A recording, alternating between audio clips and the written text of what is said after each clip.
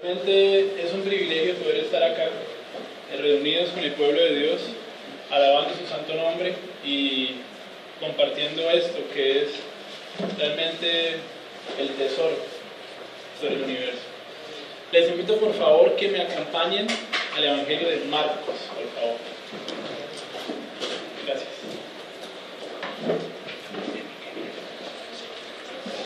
Marcos capítulo 4.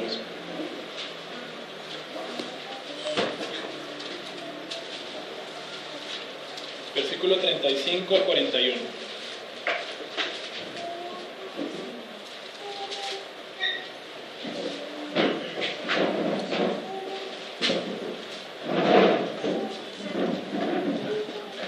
Marcos 4, 35 al 41 dice la palabra del Señor. Ese día, al anochecer, les dijo a sus discípulos: crucemos al otro lado. Dejaron a la multitud y se fueron con él en la barca donde estaba, y también lo acompañaban otras barcas. Se desató entonces una fuerte tormenta, y las olas azotaban la barca, tanto que ya comenzaba a inundarse. Jesús, mientras tanto, estaba en la popa, durmiendo sobre un cabezal. Así que los discípulos lo despertaron. ¡Maestro!, gritaron, ¿no te importa que nos ahoguemos? Él se levantó, reprendió al viento y ordenó al mar: ¡silencio! ¡Cálmate! El viento se calmó y todo quedó completamente tranquilo. ¿Por qué tienen tanto miedo?, dijo a sus discípulos. ¿Todavía no tienen fe? Ellos estaban espantados y se decían unos a otros: ¿quién es este que hasta el viento y el mar le obedecen? Amén. Amado Señor, te damos las gracias por tu santa escritura, Señor, por tu misericordia, por tu gracia, la cual nos tiene aquí reunidos y por la cual con toda confianza podemos abrir tu testimonio y poderte conocer. Espíritu Santo, te pido por favor que uses esta palabra para conducirnos más a amarte y a tener devoción genuina hacia ti, Señor. Oramos en el poderoso nombre de Cristo Jesús. Amén. Amén. Bueno, el día de hoy muchos se preguntan: ¿quién es ese Jesús del cual la religión habla? ¿Sí? ¿De quién se trata? Jesús, hermanos, es la persona de la cual se ha hablado más durante siglos, ya sea para honrarlo o ya sea simplemente para burlarse de él o para simplemente ir en contra. Jesús es una figura controversial para muchos. Y bueno, durante el camino de Cristo en esta tierra, vemos en los evangelios que los judíos le escuchaban, estaban como atentos, muchos maestros como que venga, ¿qué es lo que va a enseñar? A tal punto que judíos maestros le decían: pero dinos quién eres tú, ¿sí? Dinos, haznos saber. Muchos veían a Jesús como aquel rey que venía a este mundo para libertar al pueblo judío del yugo romano. Nace la pregunta: ¿quién es este carpintero que no tenía dónde apoyar su cabeza? ¿Quién es este hombre que ha producido tanto alboroto en este mundo? ¿Quién es este hombre por el cual muchos han dado su vida y han tenido este mundo por basura? Le hago la pregunta a usted, hermano: ¿quién es Jesús para usted? ¿Quién es Jesús para usted? Nosotros podemos responder rápidamente acerca de esta pregunta con la información que tenemos acá. Podemos decir muchas cosas acerca de Jesús, pero realmente nuestra vida diaria es la que responde a esta pregunta. ¿Quién es este que aún el viento y el mar le obedecen? Es una pregunta que encontramos al final y que está abierta sin responder por el autor. Una pregunta, hermanos, en la cual muchos han errado por su pecado. Una pregunta por la cual muchos han dicho cosas perversas y por la cual están en condenación eterna. Hermanos, el día de hoy vamos a ver acerca de la incapacidad del hombre para poder calmar las tormentas.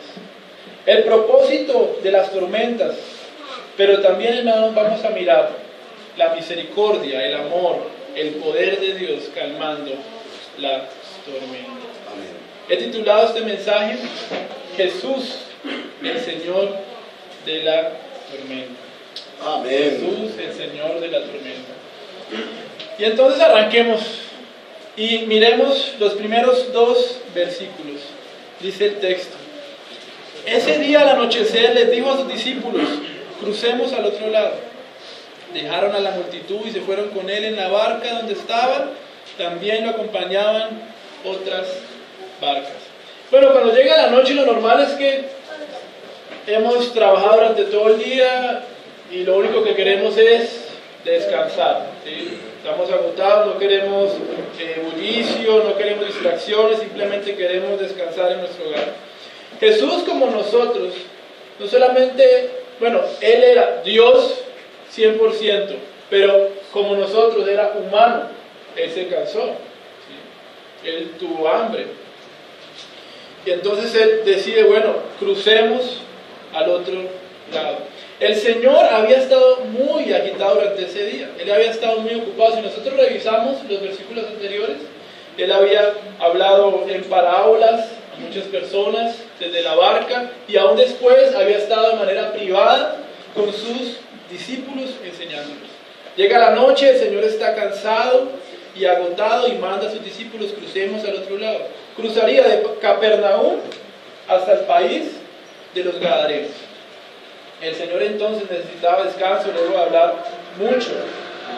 Sus discípulos, que eran los expertos marinos, tomaron a Jesús como estaba, cansado, agotado, con sueño, y entonces entraron a la barca, y el texto nos muestra que inmediatamente se enciende una fuerte tormenta. Y eso es lo que dice el versículo 37. Se desató entonces una fuerte tormenta, y las olas azotaban la barca, tanto que ya comenzaba a hundirse. Estamos en una escena bastante fuerte. Pongámonos allí por un momento. Muchas olas están golpeando a esta barca. Comenzaba a hundirse. No sé si usted conoce el mar. Yo lo conocí hace como año y medio. Y estuve en Cartagena, fuimos a un plan turístico, nos montamos en una lancha. Y es algo impresionante. Usted cuando está en medio del mar, usted realmente dice: soy nada.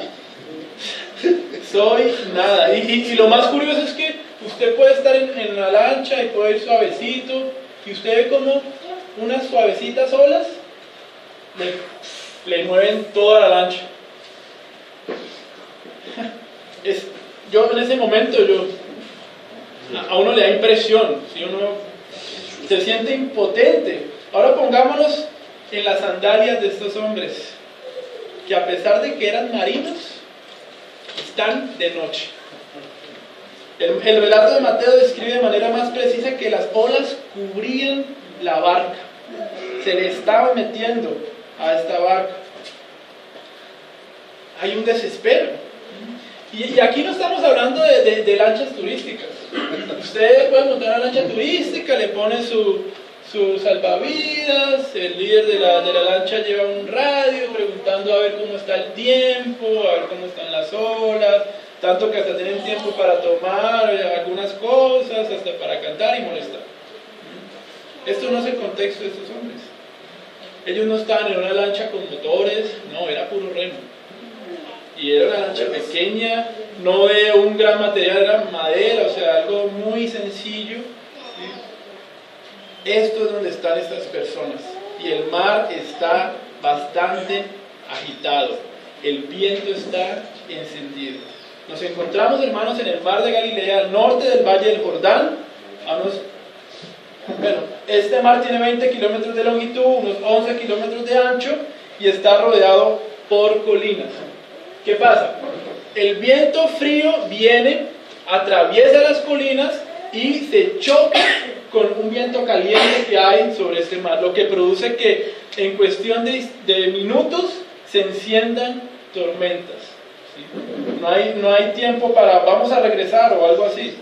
Entonces ellos de un momento a otro se encuentran en medio de toda esta situación. Y yo me pongo a pensar, y yo creo que esta lancha parecía como un juguete del mar. No sé, yo crecí en Cúcuta y allá como no había un buen sistema de alcantarillado, eso llovía y se inundaba todo. Y uno de niños lo que hacía era hacer barquitos de papel y los lanzaba. Y al momentico eso... Entonces esta lancha yo creo que parecía como un barquito de papel, ¿sí? Todo está golpeando contra esta barca. Hay un total caos. Y lo curioso del texto es que casi de una manera irónica nos dice que Jesús, en medio de todo eso, estaba durmiendo. Estaba en la popa, es decir, la parte trasera de la lancha. Estaba durmiendo tranquilamente, bien profundo. Ni el rugir de los vientos, ni el alboroto de sus discípulos eran capaces de despertar. Miremos el versículo 38b, la reacción de los discípulos. Dice el texto: así que los discípulos lo despertaron. ¡Maestro! ¡Maestro!, gritaron. ¿No te importa que nos ahoguemos? ¿No te importa que nos ahoguemos? La traducción Reina Valera lo traduce como: maestro, ¿no tienes cuidado que perecemos? Y la traducción literal del griego es más fuerte, dice: ¿no te importa que seamos destruidos? Esa es una pregunta bastante fuerte. Es prácticamente un cuestionamiento hacia Jesús. Y si vamos más allá, hermanos, estos hombres en un momento tan desesperado estaban hasta el punto de cuestionar el plan del Padre, lo que ya estaba decretado. ¿Cómo así? ¿Acaso el Padre dejaría que su Hijo unigénito se ahogara en esta tormenta? ¿Acaso era el momento del Señor Jesús para partir de esta manera? Esto no era nada de lo que el Padre había planeado, no era lo que ya estaba firmado desde antes de la fundación del mundo.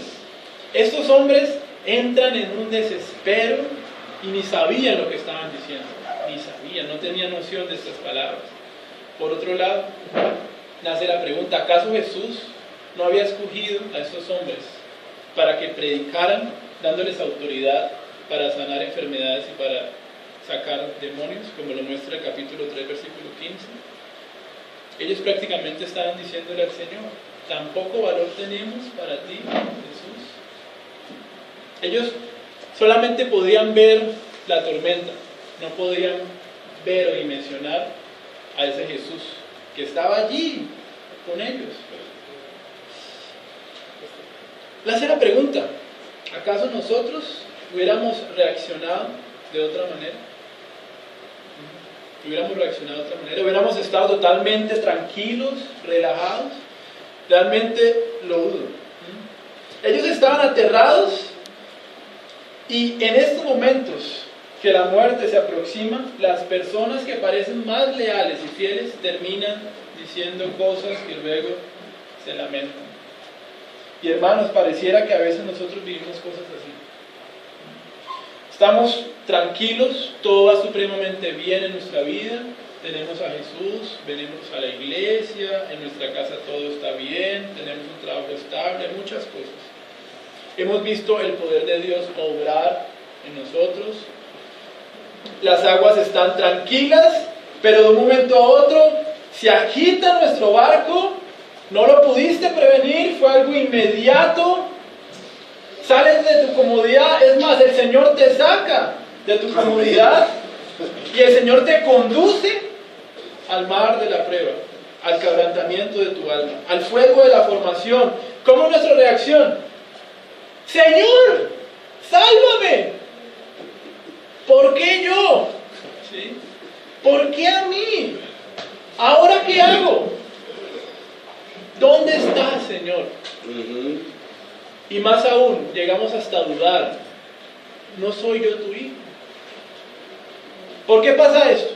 ¿Ah? ¿Por qué? Porque el duro tiempo lo relacionamos inmediatamente con el abandono de Dios. Pero miremos algo valioso. A pesar de que esos hombres reaccionaron de esta manera, había confianza en ellos.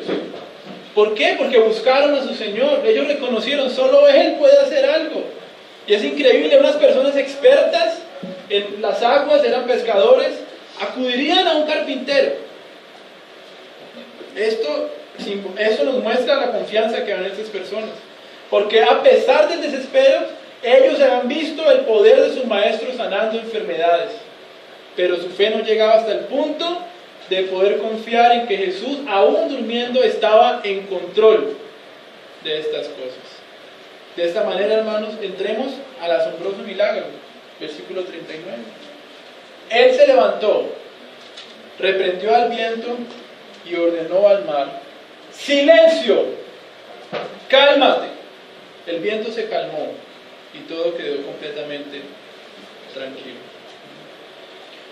Eso es tremendo porque puede que el viento se haya aquietado, pero lo normal es que las olas hayan seguido por un tiempo moviéndose fuertemente. No, de inmediatamente tanto el viento como las aguas en seco se detuvieron.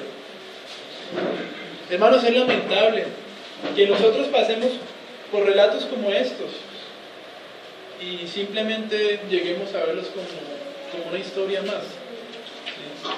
Y esto no nos ponga a meditar, no nos estremezca. Esto es algo impresionante.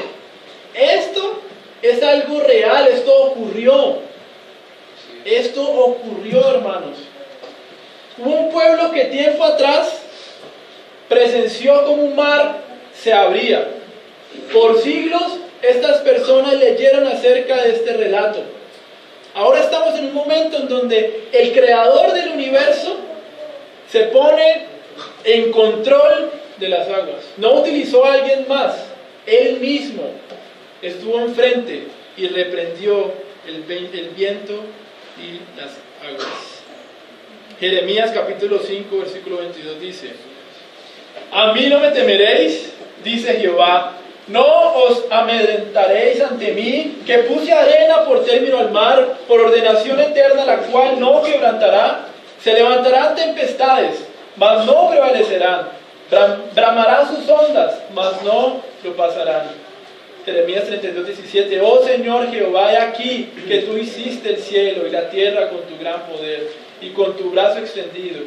No hay nada que sea difícil para ti. Este es el Señor de la iglesia. El que pone límite a las aguas, quien controla las leyes de la naturaleza, quien cuida de ti. Amén. ¿Aún crees que Dios dejará que tú seas destruido? Por amor a su nombre, Él no permitirá que tú perezcas. Vemos también, hermanos, que el Señor tuvo demasiada paciencia con sus discípulos. Ellos estaban a su lado, lo vieron hacer muchas señales, pero aún tenían confusiones, eran hombres cobardes, aún tenían mucha ignorancia. El Señor realmente era el maestro digno de tener los discípulos más brillantes de Israel. Pero Él no lo decidió así. Él escogió hombres viles, que pasaban desapercibidos, hombres débiles, para convertirlos en vasijas útiles para expandir su mensaje en todo el mundo. Hombres viles con temores, pero en las manos de un Dios compasivo y poderoso. Amén. Es increíble, el Señor pudo haber desechado a esos hombres. Él se pudo haber molestado y ya estoy cansado de ustedes. Véanme, he sanado a estas personas, he sacado demonios y ustedes aún con ese desespero. Pero no lo hizo. No lo hizo. Tiempo después, Pedro estaría en la transfiguración. Vería la gloria, el creador del universo. Días después, a pesar de eso, lo negaría, acudiendo a lo más vil, a maldiciones, para que los demás creyeran que él no era su discípulo. Aún así el Señor no lo desecharía. Hermano, esto es bondad. Esto es misericordia y gracia. Esto nos muestra que realmente somos distintos, muy distintos a nuestro Señor. Solo Él es bueno. Por eso es que Él es un poderoso Salvador. Nosotros desechamos a las personas que nos cuestionan, a quienes dudan de nosotros. Nosotros sí decimos, ¿acaso usted no sabe quién soy yo? Yo sirvo al Señor. No, míreme, yo tengo un estudio, yo estoy en la iglesia. ¿Por qué usted duda de mí? Nosotros sí hacemos estas cosas, pero Cristo no acudió a tales argumentos para desechar a sus discípulos. En todo este pasaje, hermanos, nosotros vemos hombres llenos de miedo por la tempestad, pero ahora están mucho más atemorizados al estar en la presencia de aquel que con el poder de su palabra de manera inmediata calma la tormenta. Ellos deberían de haber respondido con total confianza, pero estaban aterrados. Vieron realmente el poder ahí de su Señor. Esos hombres tenían poca fe, pero era una fe hermosa, era una fe valiosa. Versículo 40 dice: ¿por qué tienen tanto miedo?, dijo a sus discípulos. ¿Todavía no tienen fe? ¿Muy tímidos como para poder descansar en el consuelo del Señor? ¿Cómo vivir tímidos, temerosos de lo que pueda pasar con nuestra vida, cuando las promesas, el poder y el amor de Dios opera para nuestro bien? Estos hombres eran demasiado vacilantes para percibir que el amoroso cuidado del Padre les era otorgado por medio de su Hijo. Aún sin fe, es decir, sin fe a pesar de todo lo que ustedes han visto, de lo que ustedes han experimentado.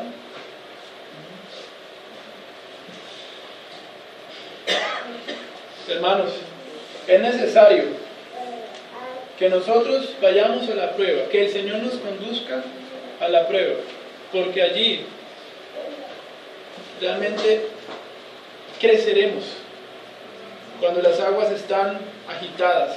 José entendió esto, Génesis 50, 19 al 21. Sabemos la historia de José. Él era el hijo preferido, ¿sí? A él fue quien lo vendieron, estuvo como esclavo. Él luego se encuentra con sus hermanos tenían temor, pero José le responde a sus hermanos: no temas, ¿acaso estoy yo en lugar de Dios? Vosotros pensasteis mal contra mí, mas Dios lo encaminó a bien para hacer lo que vemos hoy, para mantener en vida a mucho pueblo. José había pasado por una tormenta y había producido en él quebrantamiento. Nosotros podemos pasar por una tormenta, podemos pasar por una aflicción, pero nuestro corazón no necesariamente va a ser quebrantado. ¿Sí? Es decir, se refugia a las personas en el pecado, en otras cosas, menos en Cristo. El apóstol Pablo es otro ejemplo. 1 Corintios 15, 9 al 10. Porque yo soy el más pequeño de los apóstoles, que no soy digno de ser llamado apóstol, porque perseguí a la iglesia de Dios. Pero por la gracia de Dios soy lo que soy. Y su gracia no ha sido en vano para conmigo. Antes he trabajado más que todos ellos, pero no yo, sino la gracia de Dios conmigo. Esto es lo que produce una obra prueba. Dios trató con Saulo, con Pablo, lo trató a tal punto que lo llevó a que no tuviera una perspectiva más alta de lo que debía tener. Llegamos entonces al versículo 41, que es el clima de este pasaje.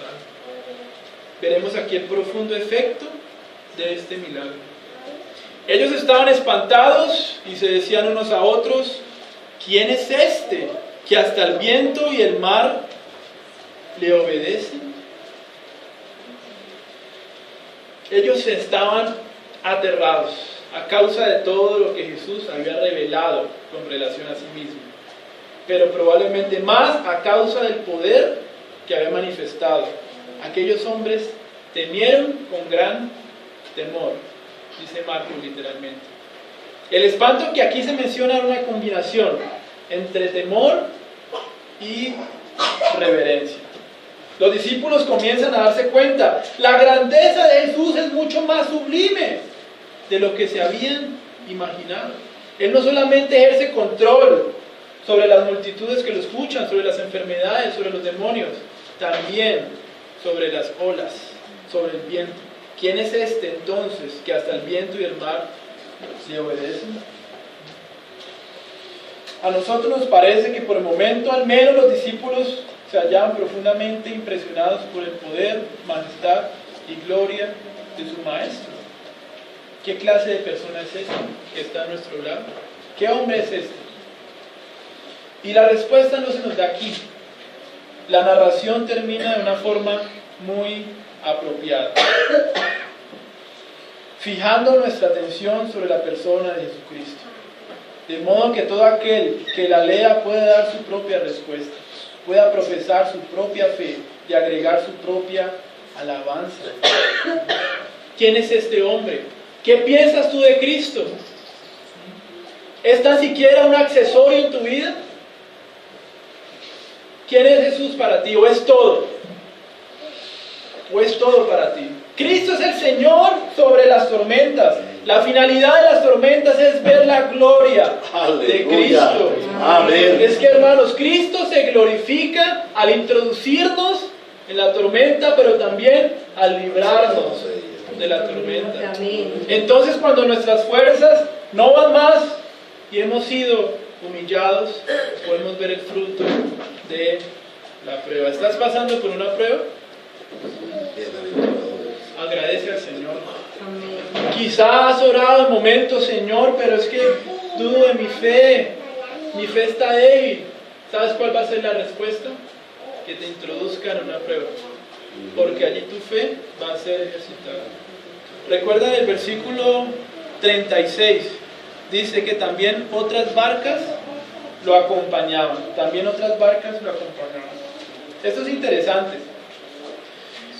Directamente quienes enfrentaron la prueba, ¿quiénes fueron? Los discípulos, es lo que nos dice el texto.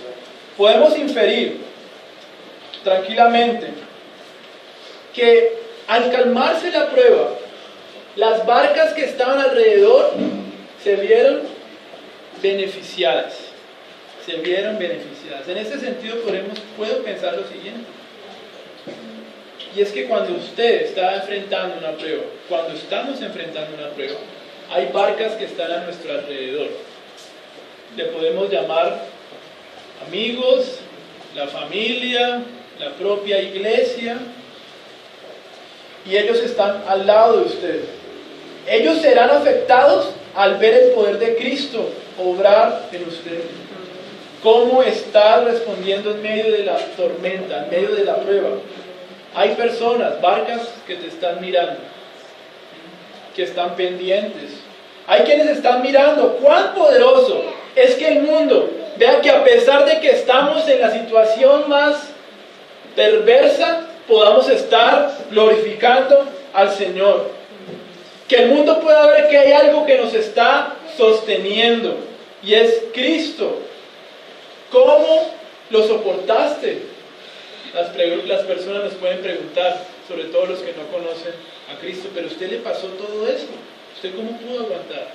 Y entonces allí podemos declarar, es Cristo mi Señor, mi Redentor, quien me sostiene y no me deja caer.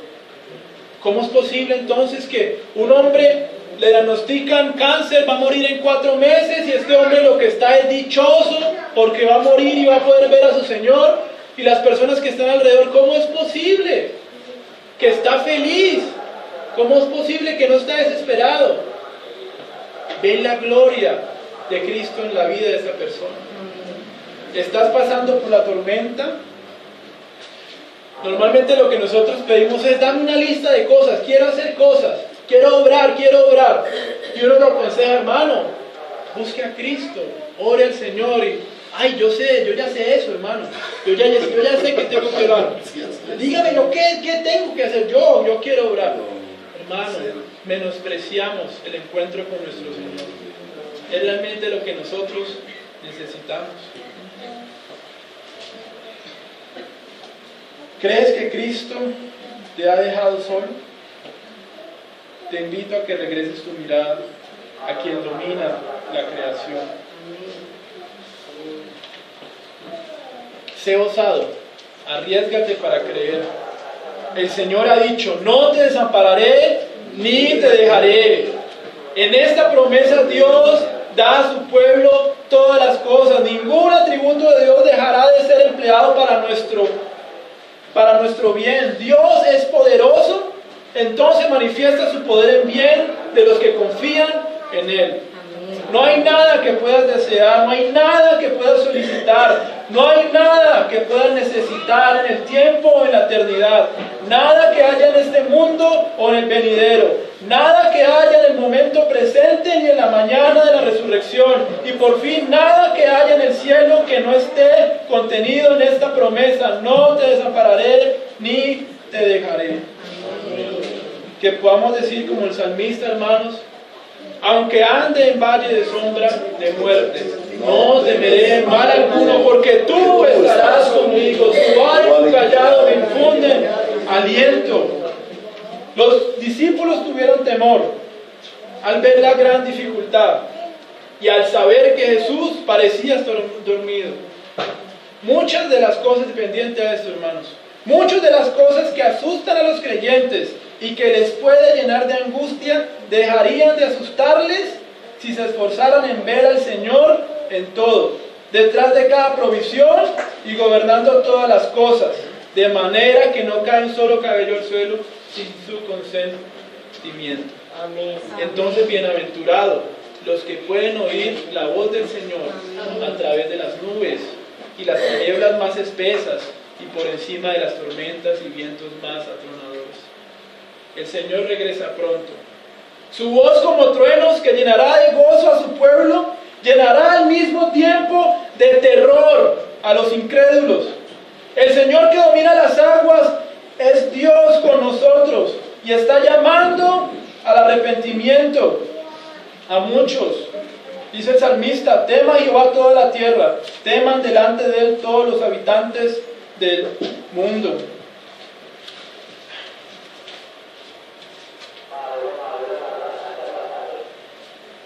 Quiero terminar, hermanos, con lo siguiente, y es la doxología de Judas 24.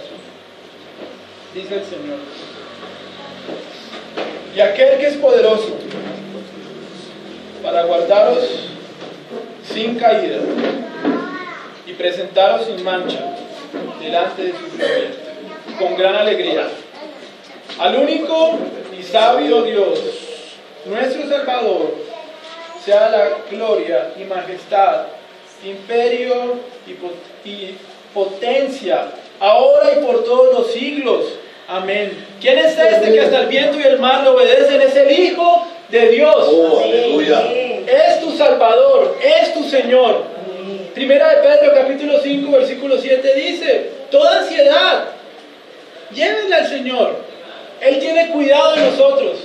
Aunque los discípulos dudaron del cuidado del Señor, Él estaba allí cuidándoles. No dudemos, hermanos, no dudemos de quién es el Señor en nuestra vida. No dudemos, aún si estamos en una dura prueba. Acudamos entonces al Señor. Y los que no conocen a Cristo, les llamo al arrepentimiento. Nosotros podemos venir a la iglesia y creer que estamos cerca de Dios, pero nuestro corazón puede estar retirado de Él. Vamos a orar, hermanos. Amén. Amado Señor, tú eres glorioso. Tú eres el supremo Rey del mundo. Tú controlas todo, Señor. Aún estando tú durmiendo, aún tú controlabas el universo. Es increíble, Señor. Ayúdanos, por favor, a cuando tú nos dirijas a la prueba, poder reposar en ti, poder ver tu gloria, Señor. Es lo que necesitamos, Señor. Si tan solo en nuestras mentes estuviera plasmada tu eternidad, Señor. Si tan solo nuestros ojos estuvieran ese deseo, ese anhelo de buscar tu reino, Señor. Pero aún ponemos nuestra mirada en cosas que no sirven y acudimos a ellas en medio del tiempo difícil, Señor. Gracias porque tú, así como tuviste paciencia con estos discípulos, la tienes con nosotros, Señor. Porque aun cuando nuestra fe vacila, tú no nos desechas y tú sigues tratando con nuestros corazones, Señor. Te damos la gloria que es debido a tu nombre. Oramos en el poderoso nombre de Cristo Jesús. Amén. Amén. Vamos a estar un momento y vamos a abrir